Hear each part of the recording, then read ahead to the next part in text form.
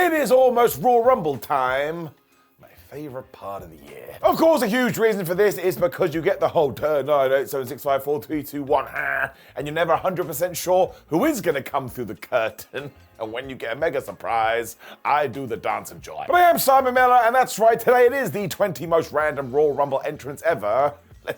One day, I enter it. What would happen there is my music would hit, and one guy in the crowd would be like, it's that idiot from YouTube. Everybody else would be like, who the flub is this? Number 20, Jordan Grace. So this ruled. It did come in the 2024 Royal Rumble. I think the main reason why people were surprised is that the old era of WWE had kind of tinkered with doing stuff with TNA, but now in the new era, we were going all in. I mean, let's not forget that later in the year, the NXT TNA crossover was going to be massive. And I suppose it was born here, because Grace came in at number 5. The true surprise, however, is how she was treated, because she didn't just get eliminated instantly. In fact, she was in that Royal Rumble for a long old time, and she was throwing some fisticuffs. Like she didn't actually eliminate anybody, but the commentators were putting her over for huge. She felt like a strong panda. It was Bianca Belair that eventually chucked her out after about 20 minutes. So yeah, as we do get to the 2025 version, let's do something like this again. Number 19, Mabel. Now, the 1999 Royal Rumble, this was considered a surprise, because nobody thought Mabel was coming back to the WWE. Now, this is because the last time we had seen him, he was being told off by Vince McMahon, mostly after 96 King of the Ring, and being told, listen, dude, you keep hurting people, and you gotta stop it. One of these was The Undertaker as well, which made it very strange, because it was Mark Calloway who said, oh man, maybe we should go and get Mabel, because he did arrive here in the Royal Rumble, when he got taken out really quickly by the Ministry of Darkness, and they sacrificed him, and turned him into Viscera. Don't get mad at me, that's what happened. I can't lie though, this really did work, because as the silent big man heater dude, he was so damn good. And then sure, eventually he would become the world's largest love machine. And my big question with that is, did somebody measure this? How do you know he was the world's largest? I call poppycock. I mean, it never felt like he was gonna be in the top tier or become the WWE champion. So yeah, I quite like Big Vis. I thought he did a really good job. Number 18, Ernest Miller in 2004. So for some reason, 3 years after WWE had purchased WCW in 2001, they said, hey, Mr. Catman, do you want to be in a Royal Rumble? Now, if you watch it today, you will flip out, because you'll be like, oh my gosh, that is Brodus Clay's theme, or the Funkasaurus' theme, whatever the flub he was called. But obviously, Ernest used this first, so if anything, Brodus stole it from him. It was number 18 when he did walk to the ring, and in fairness, Ernest Miller had been signed by WWE for a while, but once again, the shock came in the fact that he'd been on all the B shows, so why the flub was he all of a sudden on a major pay-per-view? We soon figured it out because he got in there, and he did his dance when Chris Benoit and Randy Orton looked at him and said, nah, brah, and they threw him over the top rope, and he lasted about 15 seconds. Still, at least he got in the thing. Not the worst thing for your CV. Number 17, Johnny Knoxville. Now this all built to that WrestleMania 2022 match with Sami Zayn. So when I do search my feelings, I'm totally good with it. It's also amazing how the Jackass crew do keep going, and given they did have a brand new Jackass movie to put out there, I guess somebody rang WWE and they're like, yeah, we've got a promotional idea. We'll put John Boy in a Rumble. He came in at number 9, and of course he was thrown out by Sami Zayn because we were building to the showcase of the Immortals. And that's why this was so good. I mean, it was ha-ha, funny, but it had some real substance to it. And when we got to that Jackass match, well, I tell you, it was bloody brilliant. It's also just proof that wrestling always needs to be a little bit of something for everybody. Because if this didn't exist in my life, well, I wouldn't be as happy as I am right now. Number 16, the AAA Crew. In 1997, Vince McMahon had a plan. He was looking at numbers and said, hey, I think we need to be doing better in Mexico. So he called up Mexican promotion AAA and just like, give me a bunch of your wrestlers. Then he went and put them in a Rumble. WWE also had a bunch of Lucha Libre matches before we got to the main event itself. When, yeah, out came Cybernetico, Latin Lover, and Mil Mascaras. They were genuinely trying to win a spot at the main event of WrestleMania. Now look, I don't want to be that guy. I don't think that was ever going to happen. This is also the night when Mascaras decided to throw himself out of the Royal Rumble, because he had decided he was such a big star, nobody would be good enough to do that to him. And you know what? Fair play to the guy, protect your gimmick. You won't be surprised to hear, though, that it didn't really help business, and given that the wrestlers were treating themselves this way, well, the relationship didn't last long. Number 15, Haku. Or Meng, you can call him whatever you want. And after WCW was bought in 2001, a lot of fans were being like, man, why don't WWE go get Haku or Meng? He would be great. Then we got to the 2001 Royal Rumble, and he walked down the aisle.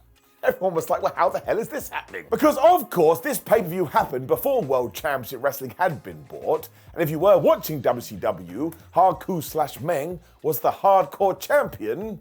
So something smelled weird. This appearance only happened 1 week after he had won that belt too at the Sin pay-per-view. And then instantly the company killed that belt as well. So once again, it was just pure shrug emoji. Haku lasted around about 3 minutes before Steve Austin threw him out as well. So I'm sure he was fine with that, when he spent most of his time teaming with Rikishi. So I guess he had signed a secret contract with WWE.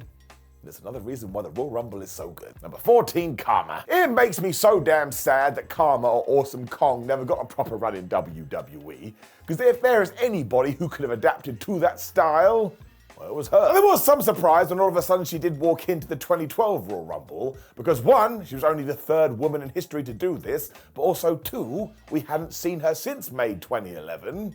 All of a sudden, she was back. This was a big spot too, and the really sad part is that Kia Stevens actually had taken some time away from wrestling because she had suffered a miscarriage. I have no idea how anybody processes that. Also a good reminder that there are things way more important than wrestling. But I actually think it's quite inspiring that she was able to come back and do this. And then we got to July, and the WWE released her. So I tell you, this is one of those question mark bookings. We never really gave it a chance. Number 13, the fake Razor Ramon. 1997 and 1996 was an odd time in the WWF because we did indeed create a fake Razor Ramon. Why the hell would you ever want to do that? It was also terrible because poor Jim Ross was wheeled out there and had to tell everyone that the real Razor Ramon and Diesel were coming back from WCW. But no, it was a couple of doppelgangers because we had got a pre-Kane Glenn Jacobs and Rick Bogner and told them, do you want to ruin your careers? Well, you're going to pretend to be somebody else. Now, thankfully, the company gave up on this quite quickly, but when we got to the 97 Royal Rumble, I guess we ran the numbers and we needed an extra guy, which is when we called fake Razor. It was Ahmed Johnson of all people who threw him out after 17 seconds. So again, what a waste of time and what a waste of life. You shouldn't be reminding the fans about a stupid decision you made. Number 12, Santino Marella. I mean, it's aged quite badly. It just has. Now, Santino Marella is one of my favorite performers ever because he was just so funny. But some of the things he did as Santino, well, we've already talked about it.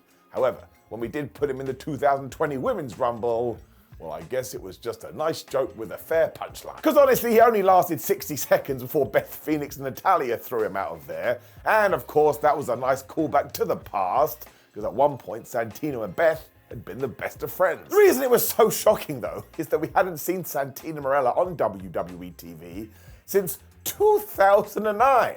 So 11 years later, how the flub did he get into the Rumble? Now, I do understand the criticism at the time because people were like, well, why wasn't a full-timer put in here instead?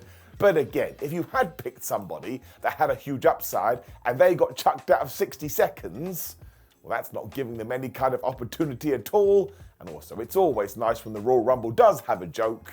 So this was fine. Number 11, get it, Drew Tenru. So we've sort of opened the forbidden door all the way back in 1993 and 1994.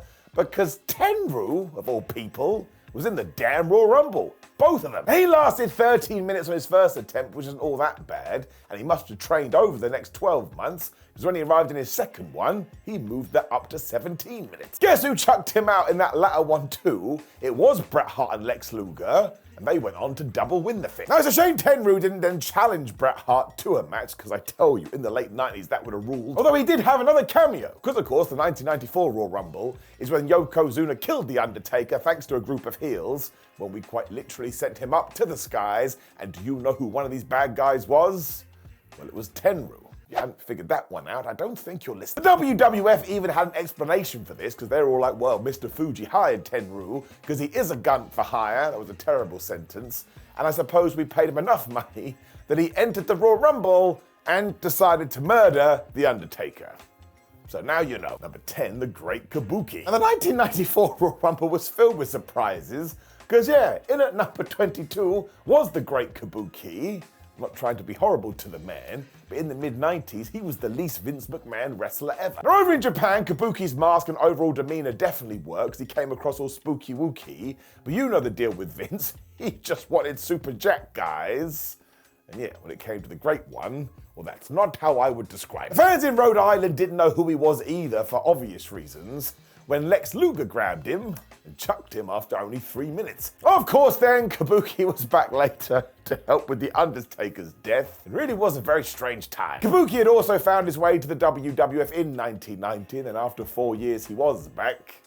And after this, he didn't do much of anything, probably because he thought The Undertaker was going to kill him. Be fair revenge. Number 9, Dick Murdoch in 1995.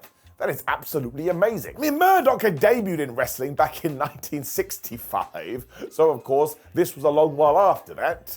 I'm not trying to be horrible, but you could kind of tell he looked like the most old school wrestler ever. It was totally wonderful, to be honest, though. When he did come out at number 27, people were so confused, but we only done this because once again, somebody had gone, Vince, we don't have enough people for this Rumble, so somebody called Dick. I mean, he was better than Mantar, but the thing with Mantar, or Mantor, whatever it was, at least he was a constant figure on TV.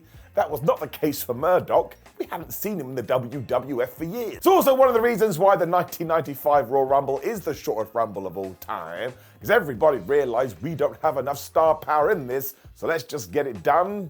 It's actually a very smart choice. Sadly, this was the last time we would see Dick Murdoch in the WWF too, because he passed away way too early in 1996.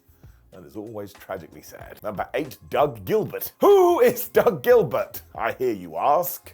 Well, I'm going to tell you. Because it was 1996 and the WWF was having another rough year when it came to stars. Although in this Royal Rumble, you did have Shawn Michaels, you did have Diesel, and you did have the British Bulldog. So it wasn't bad as the previous one. Vader also debuted in this thing, and that was awesome. But so did USWA star Doug Gilbert. Now, I really didn't fit in because, again, he was nothing like the WWF star at the time. When it did become obvious, we needed a bunch of bodies so Vader could throw them over the top rope. And yep, Dougie Boy was one of those. And my favourite part of all of this is that it meant Doug Gilbert, within kayfabe, thought he could win this and go to the main event of WrestleMania 12. Fair play to Doug, though, because he was still having matches all the way up to 2022. What a damn hero. Number 7, Taco Amori. Now, early on, when TNA was but a young pup, they actually did book Ken Shamrock versus Amori. Now, more hardcore fans will know him from New Japan and All Japan and 01 and Noah. But honestly, when you do go through his career, he had one hell of a run, which is probably how he turned up in the 1996 Royal Rumble. I'm sure this must be tied into chats we've already had, though, because after 3 minutes, did somebody say 3 minutes, Triple H and Jake the Snake Roberts threw him out of there. Don't forget, this was the Hunter Hearst Helmsley version of Triple H. So he was still the blue blood. And the best part of that, if you had been some kind of time traveler, you could have popped in and said, hey, Paul Levesque, one day you're basically going to be running WWE. Oh, and as for you, Amori, well, you're going to go on to become a Triple Crown champion. Amori was a relatively new wrestler in the mid-90s as well, but he did have some build to him. So this one actually does make a little bit of sense. Vince McMahon wanted to grow into new territories, and he had a sort of jack guy to boot. Number 6, the Samoan Squat Team. It's our last entry of 1996, and yep, somebody made the grand decision to debut a brand new tag team in the Royal Rumble. This was mostly to let the fans know as well that you should not care about the Samoan Squat Team, because Vader and Yokozuna spied those guys from a mile away. I was like, yep, you're not going to last any time at all, and we're throwing you out. You will also recognize them as the former Headhunters, although instantly you should know that nobody gives a damn, because we actually named them Squat Team 1 and Squat Team 2. Now, I don't think they popped out of the womb, and that's what their mum called them, but someone just came up with a dumb name. It also kind of sounds like your mum's gym troupe that are trying to convince people to work their quads. And really, the Headhunters must have been a little bit embarrassed, because over in Japan, they were legends of the deathmatch scene. Here, they were basically getting jobbed out. I mean, that's probably why we never saw them again as well. 1996 WWF was going nowhere near that. Number 5, Cameron. Now, never forget that Cameron's favourite match was Melina versus Alicia Fox. Good for her. Now, there would have been a time when her coming back to WWE would have made all the sense in the world, because she did have a pretty long run as one of the Funkadactyls. When she got released in 2016, though, it didn't really feel like she was doing any kind of a wrestling. When we got to 2021 and the Women's Royal Rumble, and who came out going, oh, hi, I'm back? Well, it was flipping Cameron. Now, I've no idea what happened here, because she lasts 51 seconds, Sonya Deville throws her out of there, but the fans actually popped pretty big. So I guess she did bring with her some form of nostalgia. And also, if people are so happy to see you, maybe WWE should have done more with this. But I can tell you as I stand here now, they did not. Number 4, Carlos Cologne. Now, the 1993 Royal Rumble is great because this is when the Macho Man tried to pin Yokozuna when Yoko press slammed him over the top rope. And I actually think this is a spot that should be used in modern Royal Rumbles because it's muscle memory, damn it. If you're in matches throughout the year and you know 1, 2, 3 gets the victory, well, you're probably going to make that mistake in the Royal Rumble, I actually think it makes you a human. Bruno Monsoon was also on the call this night, and bless this man. Because when Carlos Cologne enters the Royal Rumble as a surprise, he calls him a young man, and Carlos was 44 years old. He comes in at 24, and actually he does do quite well, because he grabbed Damien Demento, and he eliminated him.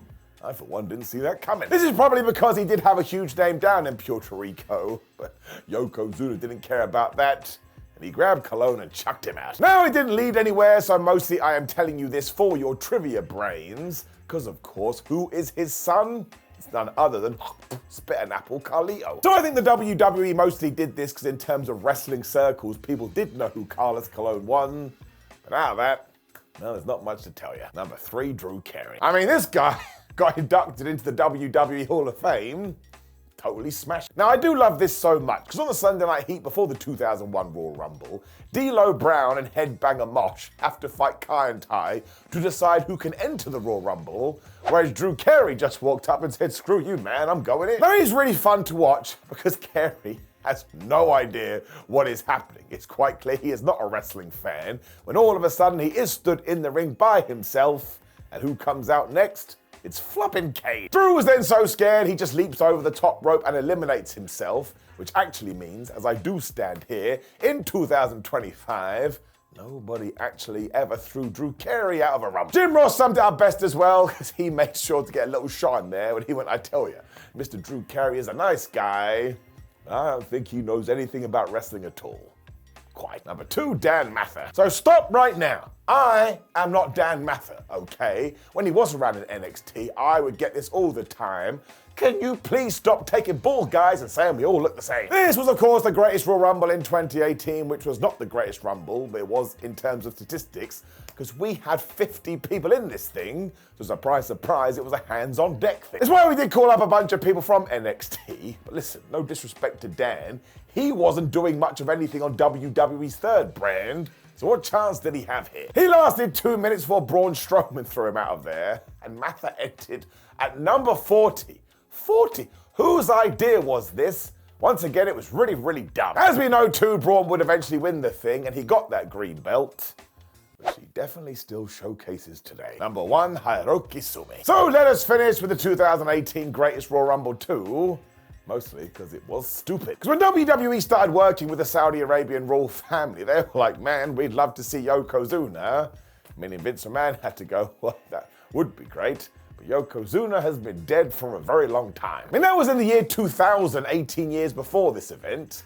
Because Vince is a very weird guy, he was like, well, I'll just go and get another sumo wrestler. When you break that down, you could argue it's quite offensive. Sumi was the alternative, though. This guy had no relationship with sports entertainment at all, which is why after he got thrown out of the Greatest Royal Rumble, he never had another wrestling match again. He also went in number 7 and lasted 45 seconds before Mark Henry eliminated him. When you go back and watch this now, it is oh so weird, and it is oh so strange. I mean, all of these Saudi Arabia shows are a little bit weird, but this one, I tell you, it takes the biscuit. Now, I am sure there are other Royal Rumble surprises I haven't talked about, so please do drop them in the comments below before you like the video, share the video, and subscribe. And if you would like more end of the year, start of the year lists from me, click the video on the screen. Otherwise, thank you very much, my friends. I appreciate all of you, and I hope you have a wonderful 2025. And my prediction for the 2025 Royal Rumble is The Rock. I've said it, goodbye.